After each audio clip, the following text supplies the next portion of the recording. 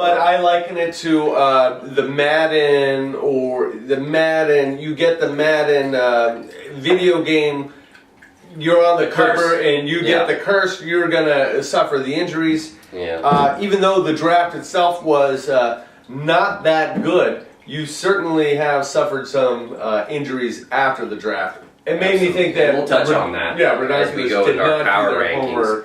I think the draft overall was very impressive. I think people came in with a plan of attack. It moved quickly. 2 hours and a half, 2.5 hours. There was no real setbacks as far as the flow of the draft. I think everything moved fine. And I believe this is the first time in Fantasy League Fantastico where all the owners and managers were able to be there either by phone or in person. Everybody made their selections. Special for them. Which is probably why we're going to have the power rankings as we have them now, because we'll see the ramifications of those drafts. Yes, yes.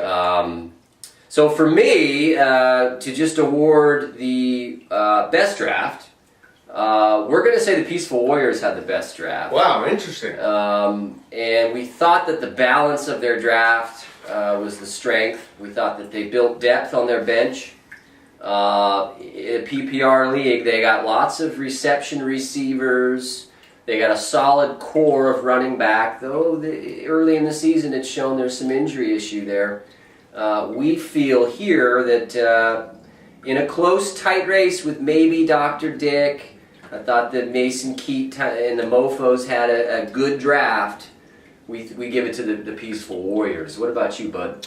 Well, Bud, I'm looking over my notes here, and what I felt about this draft, as in prior years where there was a lot of managers collecting a lot of great talent, and then a lot of other managers going for teams that they like. You see that a lot. Yeah. Right, teams like the goods with the Chargers every year. Or, the fire-spitting Jimmies with the Cowboys. And that really ended up causing them some problems. What we saw here is a lot of managers being patient and really choosing the best available, the best players for their teams.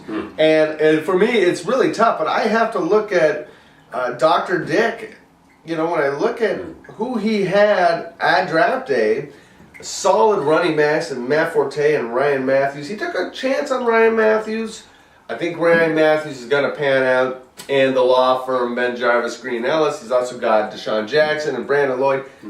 Brandon Lloyd, if he doesn't get an injury, is going to be a solid receiver all year long. But also the rollers, just solid. With Javid Best and Sean McCoy and Danny Woodhead. Calvin Johnson and Percy Harvin. This could be a team to deal with down the stretch. Well, I agree that those teams had good drafts. I think sometimes we fall in the trap of drafting for need rather than getting the best player available. And I think the reason I thought the Peaceful Warriors did such a good job was that they did grab the best players that were available at the time, and they didn't just fill in the slots of their starting lineup, because we all know, and especially this year with a lack of training camp, we're seeing early injuries, that if you just fill that starting lineup and you don't have that core depth, you're going to have some real problems. Well, Bud, I respect your opinions, but in this case, you're just flat wrong. The Peaceful Warriors did not have a good draft. They drafted Tony Romo, an injury-prone quarterback, far too early. They took a flyer on Chris Johnson, who has yet to do anything, and then Reggie Bush, please. Receivers, Brandon Marshall, Roddy White. Roddy White hasn't done anything yet, but at draft day that sounded good. But Brandon Marshall, at that time, he didn't produce the year before. He's produced so far. Is it going to go forward? We'll see. Well, I think they brought in a new coordinator. I think Brandon Marshall had health issues last year, and I think the Peaceful Warriors did their homework on that and saw that he was the best talent at the fourth slot. Well, I don't really see, Bud, why we're spending so much time on a team that really doesn't have a chance of winning the league outright anyways. Interesting prognosis. We're going to move on now and get into on the draft, the worst draft that we have on our list here. I think for me, It was a real toss-up. I thought that the lunches for wimps came with some sort of printout off of some sort of website. Yes. I think it had tits on it. Not sure. Yes. But he drafted like it did. Yes. Because he drafted a lot of tits and not a lot of the downstairs lunch. I remember I did speak with someone who was at that draft. They said lunch is for wimps was at times confused, asking confused. about someone who was far been taken off the charts. 10 rounds later, he's saying, "Is this person available?"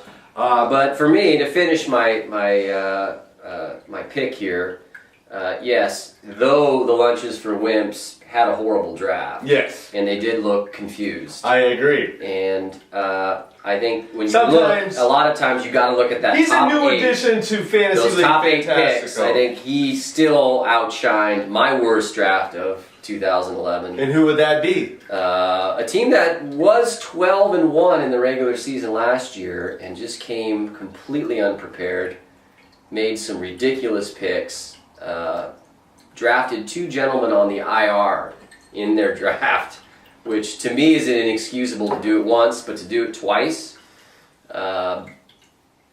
by far the worst Just draft spit it out. I've seen in years, the Boone Humper. The Boone Humper. Well, I have to look But at I my don't know notes how here. you can argue that. The Boone Humper, I believe he did spend a 7th round pick on Mikael LaShore of the Detroit Lions, and then a later round pick on David Geddes of the Carolina Panthers.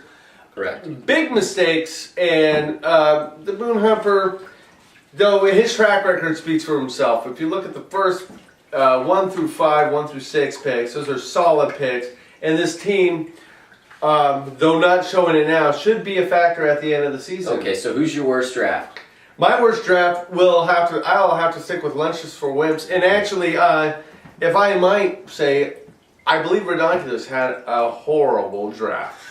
Very good. It was well known before that Peyton Manning had throat issues. And for him to choose a pick like that, and not only that, later on pick another Colts receiver in Pierre Garçon, and then I believe it was also known that Arian Foster had hamstring injuries. At the time. Redonkulus at the one pick, He had a lot of options. he had options, and he went with a lot of players who were already hurt. That is Okay. my number one bad draft.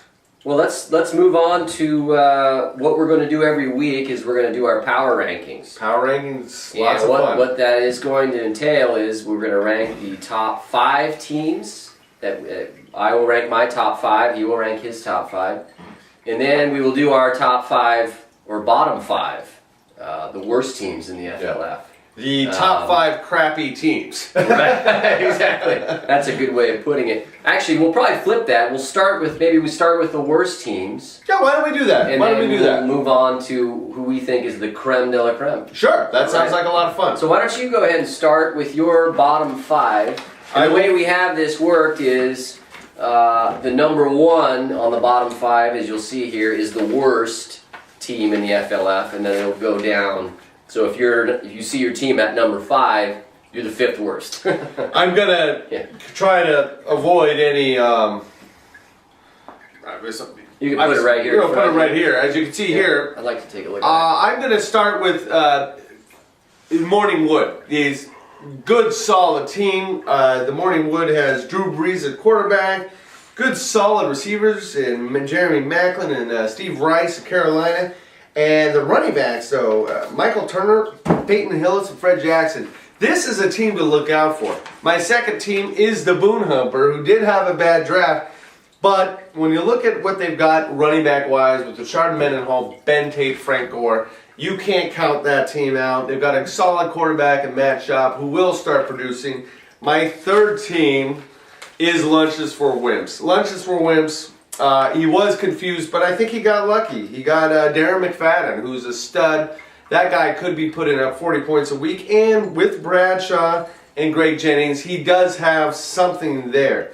My second worst team is Redonkulus. As I said before, he just had a bad draft, suffering from injuries. He's tried to replace with Dexter McCluster and Cedric Benson, but He just does not have the manpower. He's got Larry Fitzgerald, which would be his number one, but after Larry Fitzgerald, it just drops off. And my worst